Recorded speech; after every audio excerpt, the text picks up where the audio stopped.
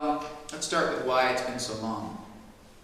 As I'm sure you know, the artists don't book the tours. You know, they have agents and managers that do that. And I remember the one and only time I played in Paris. We were on tour with Stevie Nicks, opening for Stevie Nicks, and she played. It was the Olympia, I think, right? And we had been opening for her, and I'd had quite a bit of success at that point. I'd had a few hits, and we were on the middle of the second album, the Repeat Offender tour, and things were going pretty well in many other countries. And everybody kept saying to me, every time I would say, "How are we doing in France?" they would say, "Nothing, no record sales. They don't know you in France." So I thought, okay. And so when we came to play the Olympia, I even told my band, I said, "We'll probably play shorter tonight because they don't know me and they don't they don't care." So we were sort of like, we were kind of down before we even walked on stage. And I remember walking out, and the place went crazy, and people were holding up signs for me, and it was the one night on the tour where Stevie's manager said, "Keep playing," because it was amazing. And so we had such a great night that night, and I remember telling the agents and the managers, man, Paris was so great. They were singing along, they knew my songs, and they never booked me again here. It's crazy. And every year or two I would say, "Why aren't we playing Paris?" "Well, we just haven't found the right," there would always be some excuse.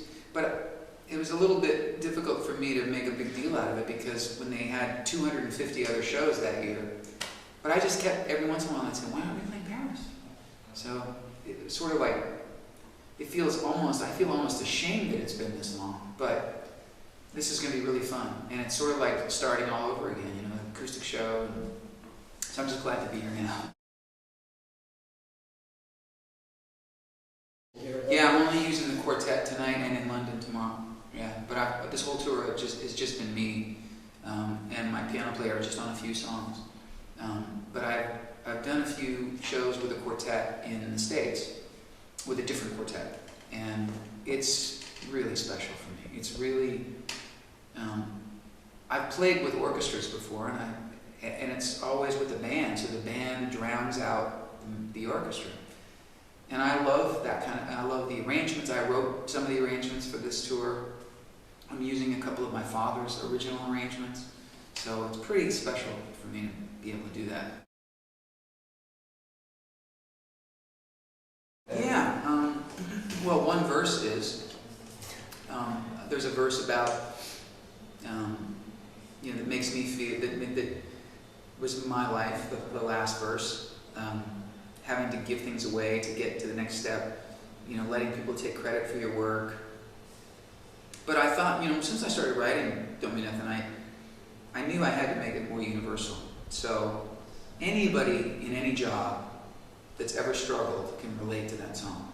And I think that's why it was a hit. And I was just glad that it was my first hit was something so universal and fun, and it's still really fun. I do it in this acoustic show, and it's still really fun to play.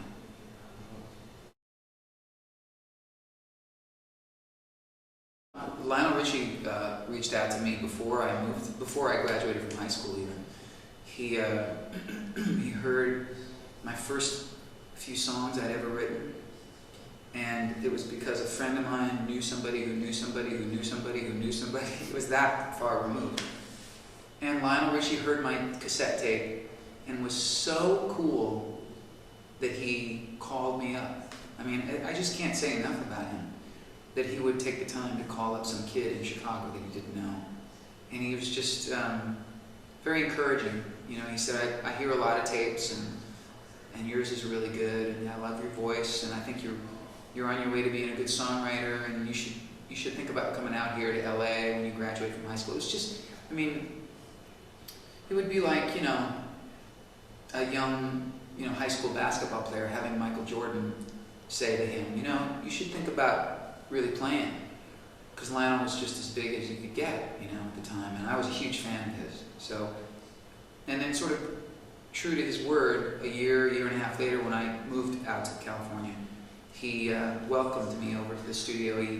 He invited me to come watch him work, and then put me to work as a background singer on his records. So I got to hang out with him because he's just such a great guy. And I got to learn, watch him make records, and then I even got paid to sing on a few songs. I had my rent paid for a month or two. I met Fee Waybill through David Foster, and Fee was going to make a solo record in 1984, and David and I had been working together a little bit, and David said, there's that kid from Chicago, and he's a Tubes fan, and maybe you should go try and write a song with him, just for new blood, just to try somebody new. And we just really hit it off, and we've been best friends ever since. I mean, he's my children's godfather. He's like my brother that I never had. He's my dearest friend in my whole life.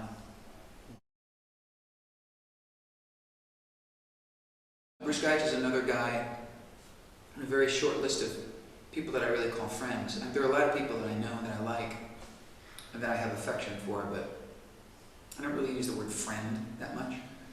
And Bruce Geitch and I have been friends since I was a teenager, since before I moved to California. He actually followed me out to California.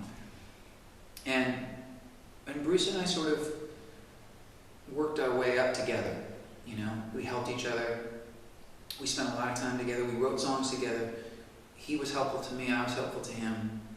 And he's just such a good spirit, He's just one of the nicest people. And so it was great because he wrote my first hit with me, Don't Mean Nothing. He played guitar on my records. He was just, if I needed somebody to come with me to do some radio show, Bruce was like, yeah, man. And to this day, we don't really see each other that much anymore. We don't work together or see each other that much. But we just I'm producing an album for this guy, George Canyon. And so just as I did 2 years ago, I brought Bruce and some other Nashville players to my house, and we cut the whole record in a couple of days.